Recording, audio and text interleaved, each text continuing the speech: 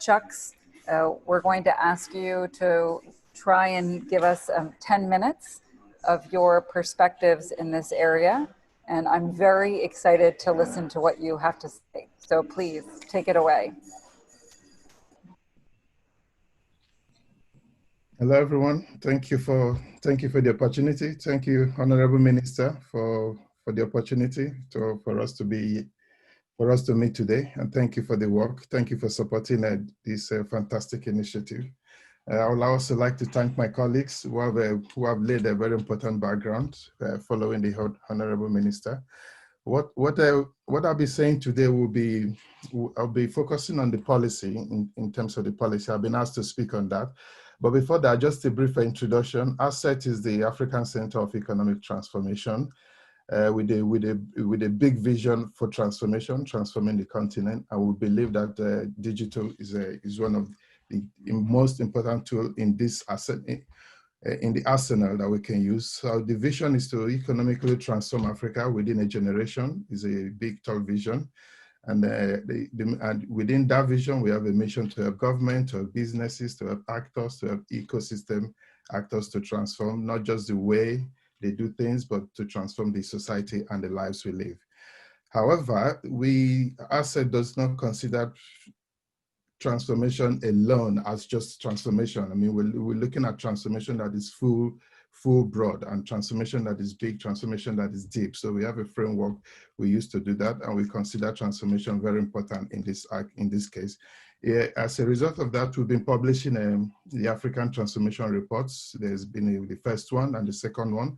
The third one was expected this year, but we're looking like it will be launched early next year or some next year. These are very big flagship report.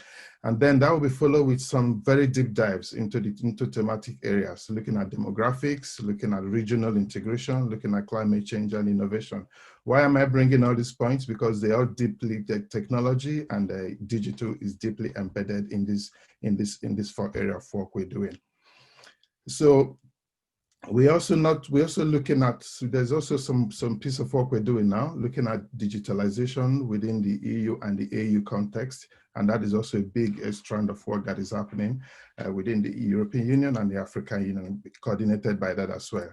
And in my other role as a science and technology policy expert and researcher, I'm based at the University of Success as PRU, the Science Policy Research Unit, where I do that. So back to the main topic again, just to re-echo that the minister and Joe, thank you very well, Joe. You presented a very nice empirical data on the role of mobile, on the use of mobile, on the importance of digital and fintech. So we won't be going into that. So, however, what you have also shown, what the presentations have also shown, what you've also highlighted is the problem we have around access, around costs, around the need for improving infrastructure and so many priority areas that you've highlighted, which then brings us to, again, so we look at that and we say our COVID, many of these digital devices have been there before, but what COVID has done is to highlight many of them and bring them to fore. So we can't, they can't be ignored anymore because they now become a very important development considerations that we need to take care of. So COVID has exposed, huge digital divides in our society, more showing that the communities at the lower margins of our society are the most affected. So how do we do that? How do we respond to that? How do we deal with this digital divide, digital inequalities, digital challenges, and while digital is also expanding? And how do we think of transformation within the context of COVID? I'm focusing, colleagues will speak on other areas, but I'm focusing on the role of policies and regulations. How do we use policies? How do we use innovation, digital, science, technology, research policy to look at that? The question is to look at which policies. I think it's broader than which policies, but I'll still mention that to answer the question. First of all, I'll answer which policies. First of all, we're talking about digital policies. Many countries are beginning to look at setting up digital policies, setting up data policies, setting up Some of our science and technology policies, some of our innovation policies. We're having a range of innovation policies increasing. So these are some of the mainstream digital policies to support digital, to support the digital economy. But we also have ICT policies, we have software policies, we have data policies, we have research and innovation policies, and then we have science and technology policies as a mainstream connected. And then if you look at the second level, there are also policies that influence and shape how digital work, how innovation works, how research, how science works. And these are very relevant because some of them are very powerful. For example, if we look at trade policy, the continent is talking about AFTA, which is very big, the Africa Continental Free Trade Agreement, which we're also working on at ACET. We have some projects and programs on that. Then we look at trade policies are important tools, industrial policies are important tools. There are countries promoting a digital without digital policies, but they do that through industrial policies. And then, but we also have procurement policies, which are some of the strongest innovation and digital policy instruments. How does procurement work? How do we use that to think about how to deal with digital divide?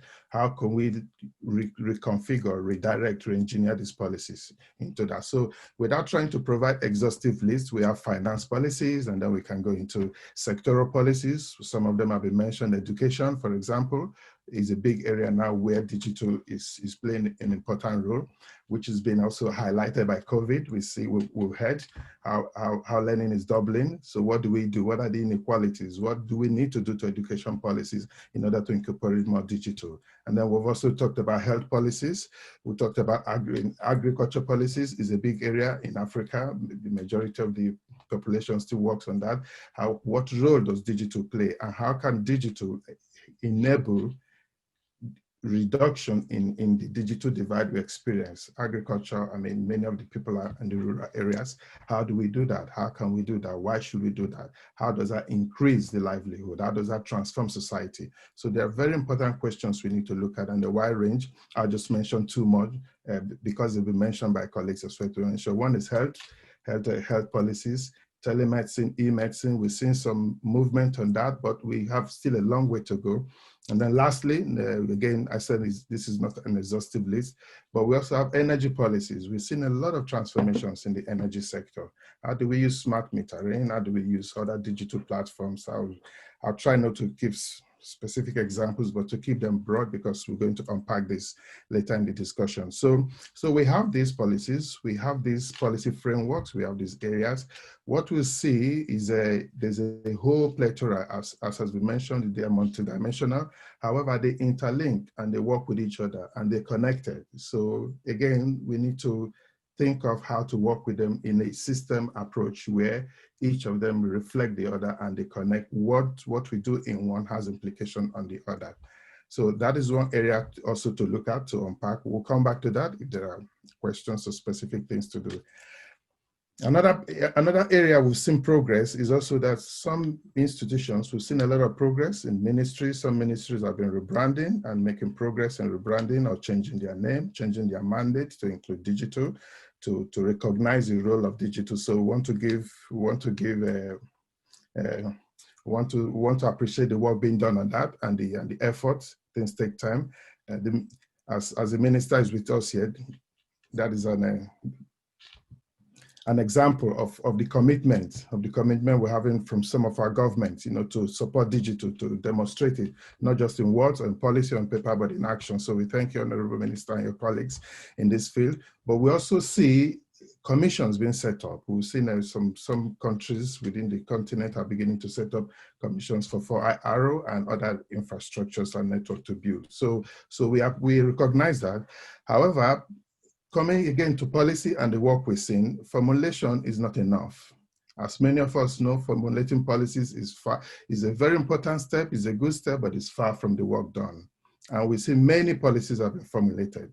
We can go into the details later of why some of these policies work and why they don't work. So rather than which policies, the question we'll be focusing on really is, how do we get the policies to work more? To the policies we have already, how do we ensure higher levels of implementation is one question, but also how do we ensure that we're not formulating policies anymore for policy's sake? So Formulation is great. We want to recognize the effort that is being made in those areas.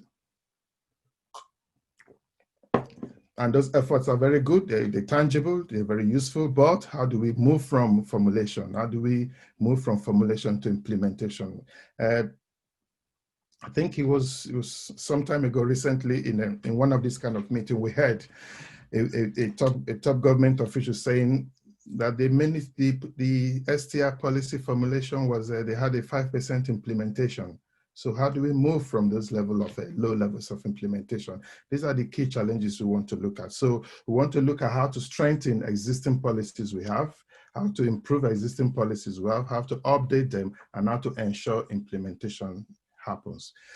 Part of the problem we've noticed from the work we've been doing is not just that implementation doesn't work because of implementation. It's because many of the problems start with the formulation. Some people will use the word design. So how do we redesign, re-engineer these policies so that they can actually focus on transformation, which is the ultimate goal we have? Just to give some example as well, we just have a new policy from the African Union Commission, the digital is a strategy, to use the right word, the Digital Transformation Strategy for Africa 2020 to 2030. Within that, you see many objectives, many goals. So the next question becomes, how do we as actors work together? What roles do individual actors need to play? The part B of my point to discuss is, what role for regional economic communities and the African Union? So what role for other actors? Transformation will not be based on these few actors only. We're looking at a system-wide level of transformation. We're looking at how do we engage other actors? How do we engage private sector? What role for private sector? The big point has been made around infrastructure. Implementation involves a lot of work by private sector, by other actors. How do we engage them better? How do we engage them deeper? Today, we're talking about trust. Trust has been one of the issues that has been identified around the continent within how private sector engages with the government and with other actors. So how do we increasing trust? This is a very topical issue. So increasing trust can help us in this area. So recognize that the digital transformation strategy from African Union, we recognize the progress being made. However, looking into the digital, I will use that as an example because we're focusing on African Union and the RECs, the regional economic communities. If you look at that, you see a lot of very lofty objectives. So the African Union has done its bit. Now we need to see what is the mechanism, what is the coordination, what is the approach to then bring this kind of policy objectives, 17 of them, and big lofty goals, nice, relevant. This is quite recent. So they're making effort in doing that. How do we support? What roles other actors need to play?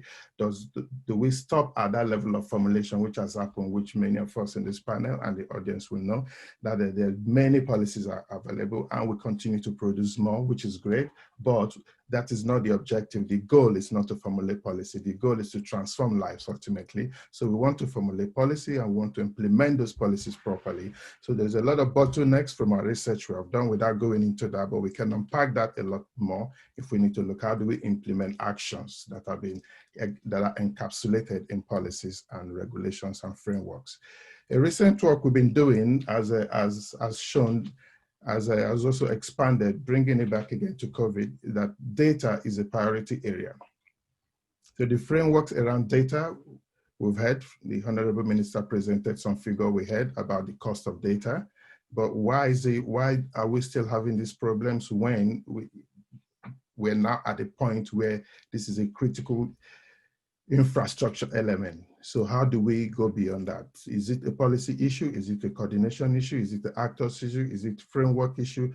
Policies will work to play a role, but there are more we can do without that. So we know there's also discussions now ongoing around if care is not taken, how the data divide the digital divide can actually become data divide in some countries, because a good e-learning program might take a gig, and from the evidence we just heard from the minister and colleagues here, that is a major bottleneck in access. That is a major bottleneck in the transformation we want to see, and that is a major source of digital divide we're seeing. So policies are essential to level the playing field, but also to increase, to make the framework better and stronger and more inviting, provide incentives for actors to come in, for actors to deal with this, but also for us to look at the issues that we're looking at.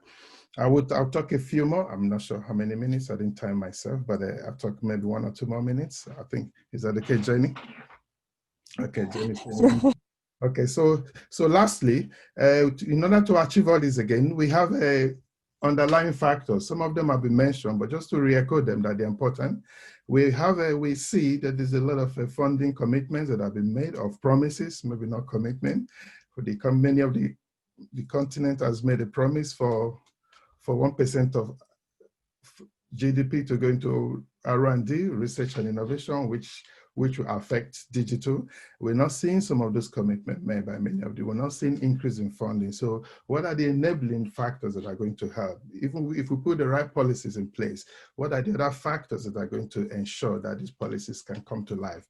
Issues of capabilities have been mentioned. This is vital. So both capabilities by policymakers, by individuals, but also skills, and skills can go into very different levels. We need to look into those, and then how we put, and then lastly, on this point as well, we need issues around coordination and governance, but also we need issues around innovation in policy making itself. The way policies have been done up till now, and in most cases, are not incorporating the main people who the policies are supposed to address. So the top-down approach to policy, that the big government makes the policy and is implemented in other areas, I think that is an area, some of the areas we need to look at. In concluding and saying the importance of innovation in policy making and in the regulation, the way we make policy, so that we can improve the prospect of implementation, is very, very important consideration for us to look at. I'll stop there, and hopefully we can unpack many of these high-level points of exposed, just throwing them all over the place so that we can take them up later. Thank you. Thank you so much, Chux. I really appreciate that. You've given us lots to think about. So we're going to continue this discussion